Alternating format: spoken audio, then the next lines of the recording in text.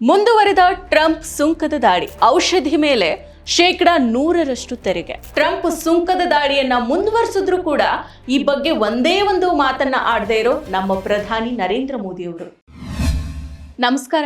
ಅಮೆರಿಕಾದ 47ನೇ ಅಧ್ಯಕ್ಷರಾಗಿ 78ರ ಹರೆಯದ ಡೊನಾಲ್ಡ್ ಟ್ರಂಪ್ ಅಧಿಕಾರವನ್ನ ವಹಿಸಿಕೊಂಡಾಗಿಂದನೂ ಕೂಡ ಒಂದಿಲ್ಲ ಒಂದು ವಿಚಾರದಲ್ಲಿ ಅವರು ಸುದ್ದಿಯಲ್ಲಿದ್ದಾರೆ. ಭಾರತದ ವಿಚಾರದಲ್ಲಿ ಮೂಗು ತೂರಿಸ್ಕೊಂಡು ಬಂದು ವಿವಾದಾತ್ಮಕ ಹೇಳಿಕೆಗಳನ್ನ ನೀಡೋ ಪ್ರಧಾನಿ ನರೇಂದ್ರ ಮೋದಿ ಅವರ ಆಪ್ತ ಗೆಳೆಯ ಟ್ರಂಪ್ ಅವರು ಅಮೆರಿಕ ಆಮದು ವಸ್ತುಗಳ ಸುಂಕದ ವಿಚಾರಕ್ಕೆ ಸಂಬಂಧಿಸಿದಂತೆ ಇತ್ತೀಚಿನ ದಿನಗಳಲ್ಲಿ ಆಗಾಗ ಸುದ್ದಿಯಲ್ಲಿರ್ತಾ ಇದ್ದಾರೆ. ಹೌದು, ತೆರಿಗೆ ಯುದ್ಧ ಅನ್ನೋ ಹೊಸ ತಿಕ್ಕಾಟವನ್ನ ಶುರು ಮಾಡಿದ್ದ ಟ್ರಂಪ್ ಅವರು ಭಾರತನೂ ಸೇರಿದಂತೆ 180 ದೇಶಗಳ ಮೇಲೆ ಪ್ರತಿ ಸುಂಕ ಘೋಷಣೆಯನ್ನ ಮಾಡಿದ್ರು. ಟ್ರಂಪ್ ಸುಂಕದ ನೀತಿಗಳು ಇಡೀ ಪ್ರಪಂಚದಾದ್ಯಂತ ವ್ಯಾಪಾರ ಪಾಲುದಾರರ ಕಣ್ಣಲ್ಲಿ ನೀರನ್ನ ತರಿಸುತ್ತೆ. ಇಷ್ಟಕ್ಕೆ ಸುಮ್ಮನಾಗದ ಟ್ರಂಪ್ ಭಾರತದ ಮೇಲೆ ಮತ್ತೆ ಸುಂಕ ದಾಳಿಯನ್ನ ಮುಂದುವರಿಸಿದ್ದಾರೆ. ಅಮೆರಿಕಾಗೆ ಪ್ರವೇಶಿಸೋ ಎಲ್ಲ ಬ್ರ್ಯಾಂಡೆಡ್ ಮತ್ತು ಪೇಟೆಂಟ್ ಪಡೆದ ಔಷಧಿಗಳು ಶೇಕಡ 100ರಷ್ಟು ಸುಂಕಕ್ಕೆ ಒಳಪಡುತ್ತೆ ಅಂತ ಟ್ರಂಪ್ ಅವರು ಘೋಷಣೆಯನ್ನ ಮಾಡಿದ್ದಾರೆ. ಅಕ್ಟೋಬರ್ 1ರಿಂದ ಔಷಧಿಗಳ ಮೇಲೆ ಶೇಕಡ 100, ಅಡುಗೆ ಮನೆ ಕ್ಯಾಬಿನೆಟ್ಗಳು ಮತ್ತು ಶೌಚಾಲಯ ಸಾಮಗ್ರಿಗಳ ಮೇಲೆ ಶೇಕಡ 50, ಹಾಗೆಯೇ ಪೀಠೋಪಕರಣಗಳ ಮೇಲೆ ಶೇಕಡ 30 ಮತ್ತು ಹೆವಿ ಟ್ರಕ್ಗಳ ಮೇಲೆ ಶೇಕಡ 25ರಷ್ಟು ಆಮದು ತೆರಿಗೆಯನ್ನು ವಿಧಿಸೋದಾಗಿ ಹೇಳಿದ್ದಾರೆ. ನನಗೆ ಇಷ್ಟ ನಂದಿನಿ ತುಪ್ಪ, ಶುದ್ಧ ತುಪ್ಪ ಅಂದ್ರೆ ನಂದಿನಿ. ಈ ಮೂಲಕ ಆಗಸ್ಟ್ನಲ್ಲಿ ಆರಂಭಿಸಿದ ಆಮದು ವಸ್ತುಗಳ ಮೇಲಿನ ತೆರಿಗೆಗಳನ್ನು ವಿಧಿಸೋ ಪ್ರಕ್ರಿಯೆ ಅಮೆರಿಕ ಸ್ಥಗಿತಗೊಳಿಸೋದಿಲ್ಲ ಅಂತ ಸ್ಪಷ್ಟ ಆಗಿದೆ ಅಂತ ವರದಿಗಳಾಗಿದೆ. ಡೊನಾಲ್ಡ್ ಟ್ರಂಪ್ ಅವರು ಸುಂಕಗಳಿಗೆ ಕಾನೂನು ಸಮರ್ಥನೆಯನ್ನ ಒದಗಿಸದಿದ್ದರೂ ಆಮದು ಮಾಡಿಕೊಂಡ ಅಡುಗೆ ಮನೆ ಕ್ಯಾಬಿನ್ಗಳು ಮತ್ತು ಸೋಫಾಗಳ ಮೇಲಿನ ತೆರಿಗೆಗಳು ರಾಷ್ಟ್ರೀಯ ಭದ್ರತೆ ಮತ್ತು ಇತರ ಕಾರಣಗಳಿಗಾಗಿ ಅಗತ್ಯ ಇದೆ ಅಂತ ಟ್ರುತ್ ಸೋಷಿಯಲ್ ಮೀಡಿಯಾದಲ್ಲಿ ಟ್ರಂಪ್ ಅವರು ಹೇಳೋ ಮೂಲಕ ಅವರು ಕಮಾಂಡರ್ ಇನ್ ಚೀಫ್ ಪಾತ್ರದ ಮಿತಿಗಳನ್ನ ವಿಸ್ತರಿಸಂತೆ ಕಂಡುಬಂದಿದೆ. ಯುಎಸ್ನಲ್ಲಿ ಔಷಧ ಉತ್ಪಾದನಾ ಘಟಕಗಳ ನಿರ್ಮಾಣ ಕಾರ್ಯಗಳು ಈಗಾಗಲೇ ಪ್ರಾರಂಭ ಆಗಿದ್ರೂ ಸಹ ಸುಂಕ ಪರಿಹಾರ ಲಭ್ಯ ಇರುತ್ತೆ ಅಂತ ಅವರು ಮತ್ತಷ್ಟು ಸ್ಪಷ್ಟಪಡಿಸಿದ್ದಾರೆ. ಭಾರತದ ಮೇಲಿನ ಔಷಧ ಸುಂಕಗಳ ಪರಿಣಾಮದ ಬಗ್ಗೆ ಆಗಸ್ಟ್ 2025ರಲ್ಲಿ SBI ಸಂಶೋಧನಾ ವರದಿ ಟ್ರಂಪ್ ಭಾರತೀಯ ಔಷಧ ರಫ್ತಿನ ಮೇಲೆ ಶೇಕಡ 50 ಸುಂಕವನ್ನ ವಿಧಿಸಿದ್ರೆ 2026ರ ಆರ್ಥಿಕ ವರ್ಷದಲ್ಲಿ ಕಂಪನಿಗಳ ಆದಾಯ ಶೇಕಡ 5ರಿಂದ 10 ಕಡಿಮೆ ಆಗಬಹುದು ಅಂತ ಹೇಳ್ಕೊಂಡಿತ್ತು.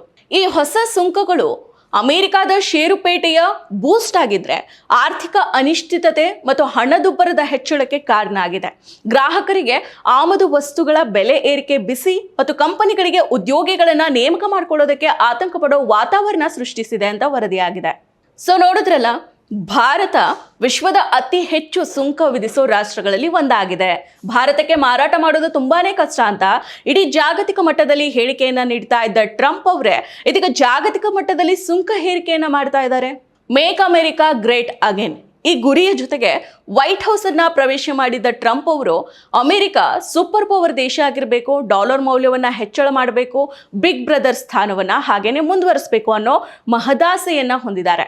ಅಷ್ಟೇ ಅಲ್ಲ, ಅಮೆರಿಕ ರಾಜಕಾರಣದಲ್ಲಿ ಟ್ರಂಪ್ ಯುಗ ಆರಂಭ ಮಾಡಬೇಕು ಅನ್ನೋ ದೊಡ್ಡ ಮಹದಾಸೆಯನ್ನು ಹೊಂದಿರೋ ಟ್ರಂಪ್ ಅವರು ಇತರ ದೇಶಗಳ ಮೇಲೆ ಹೇರಿಕೆ, ದಬ್ಬಾಳಿಕೆ, ಅತಿಸುಂಕ ಹೇರಿಕೆಯನ್ನು ನಡೆಸ್ತಾ ಇದ್ದಾರೆ. ಅಮೆರಿಕ ಅಧ್ಯಕ್ಷ ಡೊನಾಲ್ಡ್ ಟ್ರಂಪ್ ಅವರು ದೇಶಗಳ ಮೇಲೆ ಹೇರ್ತಾ ಇರೋ ಸುಂಕಗಳೇ ಕಾನೂನು ಬಾಹಿರ ಅಂತ ಸ್ವತಃ ಅಮೆರಿಕದ ಕೋರ್ಟೆ ತೀರ್ಪನ್ನ ನೀಡಿತ್ತು. ಆದ್ರೆ ಟ್ರಂಪ್ ಹೇಳ್ತಾ ಇರೋ ಭಾರಿ ಸುಂಕವನ್ನ ಭಾರತ ಈವರೆಗೂ ಖಂಡಿಸಿಲ್ಲ, ಯಾವುದೇ ಕ್ರಮವನ್ನು ಸಹಿತ ಕೈಗೊಂಡಿಲ್ಲ. ಬದಲಾಗಿ ಯಾವುದೇ ಬೆಲೆ ತೆತ್ತಾದ್ರೂ ರೈತರ ಹಿತಾಸಕ್ತಿಯನ್ನ ರಕ್ಷಣೆ ಮಾಡ್ತೀವಿ ಅಂದಷ್ಟೇ ಪ್ರಧಾನಿ ಮೋದಿ ಅವರು ಹೇಳಿದ್ದಾರೆ. ಆದ್ರೆ ಟ್ರಂಪ್ ದುಬಾರಿ ತೆರಿಗೆ ವಿರುದ್ಧ ಹೋರಾಡೋ ಮಾತು ಮೋದಿ ಅವರಿಂದ ಈವರೆಗೂ ಕೂಡ ಬಂದಿಲ್ಲ. ಆದ್ರೆ ಚೀನಾದ ವಸ್ತುಗಳ ಮೇಲೆ ಶೇಕಡ 245ರವರೆಗೆ ಸುಂಕ ಏರಿಕೆಯನ್ನ ಮಾಡಿತ್ತು. ಆದ್ರೆ ಚೀನಾ ನಮ್ಮ ಪ್ರಧಾನಿ ಹಾಗೆ ಸುಮ್ಮನಿರದೆ ಚೀನಾ ಟ್ರಂಪ್ ಅವರ ಧೋರಣೆಯನ್ನ ಅಮೆರಿಕದ ದಾಟಿಯಲ್ಲೇನೆ ಅವರನ್ನ ಎದುರಿಸಿದೆ. ಟ್ರಂಪ್ ಎಷ್ಟು ಸುಂಕ ಹೇಳ್ತಾರೋ ಅದೇ ಮಾದರಿಯಲ್ಲಿ ಚೀನಾ ಕೂಡ ಅಮೆರಿಕದ ವಿರುದ್ಧ ಸುಂಕವನ್ನ ಹೇರೋ ಮೂಲಕ ತನ್ನ ಮೇಲಿನ ಸುಂಕವನ್ನ ಅಮೆರಿಕ 30%ಗೆ ಕಡಿತಗೊಳಿಸುವಂತೆ ಮಾಡಿತು. ಅದೇ ರೀತಿ ಭಾರತನೂ ಕೂಡ ಮಾಡಬೇಕಾಗಿತ್ತು. ಆದರೆ ಭಾರತ ಧೈರ್ಯ ಮಾಡಲಿಲ್ಲ. ಇನ್ನು ಅಮೆರಿಕದ ಸುಂಕವನ್ನ ಅಮೆರಿಕದ ನ್ಯಾಯಾಲಯನೇ ಅಕ್ರಮ, ತಪ್ಪು ಅಂತ ಹೇಳಿದ್ರು ಭಾರತ ಮಾತ್ರ ಮೌನವಾಗಿನೇ ಸುಂಕವನ್ನ ಒಪ್ಪಿಕೊಳ್ತಾ ಇದೆ. ಹೀಗಾಗಿ ಮೇಲಿಂದ ಮೇಲೆ ಒಂದಾದ್ರ ಮೇಲೊಂದ್ರಂತೆ ಟ್ರಂಪ್ ಭಾರತದ ಮೇಲೆ ಸುಂಕದ ಹೇರಿಕೆಯನ್ನ ಮಾಡ್ತಾನೆ ಇದ್ದಾರೆ. ಈಗಲಾದರೂ ಮೋದಿ ಸರ್ಕಾರ ಈ ಬಗ್ಗೆ ಎಚ್ಚೆತ್ತುಕೊಳ್ಳುತ್ತಾ? ಟ್ರಂಪ್ ಅವರ ತುಘಲಕ್ ದರ್ಬಾರವನ್ನ ಖಂಡಿಸುತ್ತಾ ಅನ್ನೋದನ್ನ ಕಾದ್ ನೋಡ್ಬೇಕಿದೆ. ಮತ್ತಷ್ಟು ವಿಶೇಷ ವಿಡಿಯೋಗಳನ್ನು ನೋಡಲು ಮತ್ತು ಹೊಸ ವಿಡಿಯೋಗಳ ಬಗ್ಗೆ ತಿಳಿಯಲು ಈ ದಿನ .com ಯೂಟ್ಯೂಬ್ ಚಾನೆಲ್ ಸಬ್ಸ್ಕ್ರೈಬ್ ಮಾಡಿ ಮತ್ತು ಬೆಲ್ ಐಕಾನ್ ಕ್ಲಿಕ್ ಮಾಡಿ.